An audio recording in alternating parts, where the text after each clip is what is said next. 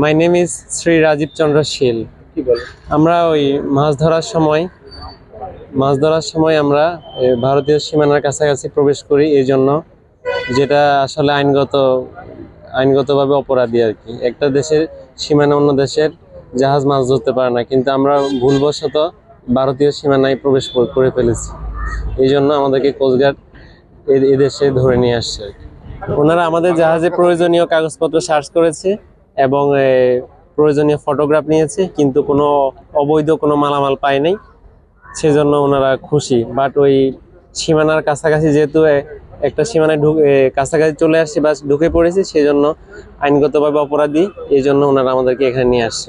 হ্যাঁ, আমরা আসলে ওই ভুলবশত চলে আসছি, কিন্তু যখন আমরা বুঝতে পেরেছি যে আমরা আসলে ভারতীয় সীমানায় প্রবেশ করে গেছি, ততক্ষণে আমরা ঘুরে আবার বাংলাদেশে চলে যাচ্ছিলাম।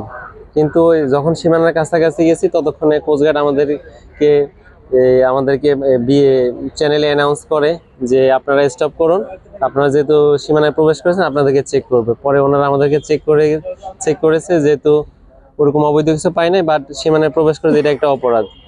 আমরা দুইটা জাহাজ ছিলাম, একটা হচ্ছে আমরা fishing vessel FB Laila 2 and another one is fishing vessel মেঘনা 5। আমাদের এখানে আমাদের জাহাজে 41 জন আর বাকি জাহাজে 37 জন, টোটাল 78 জন ছিল। হ্যাঁ, মাছ ছিল আমাদের জাহাজে 100 টনের মতো, আর ওই জাহাজে 70 টন, টোটাল দুই জাহাজ মিলে 170 টনের মাছ। মাছগুলো হচ্ছে আপনার এগুলো হচ্ছে রূপচাঁদা, তারপরে কিছু ইলিশ, তারপরে পমফ্রেট জাতীয় তারপর হচ্ছে আনুমানিক বাংলাদেশি টাকা হিসাব করলে 1,70 থেকে 2 কোটি টাকার মাছ।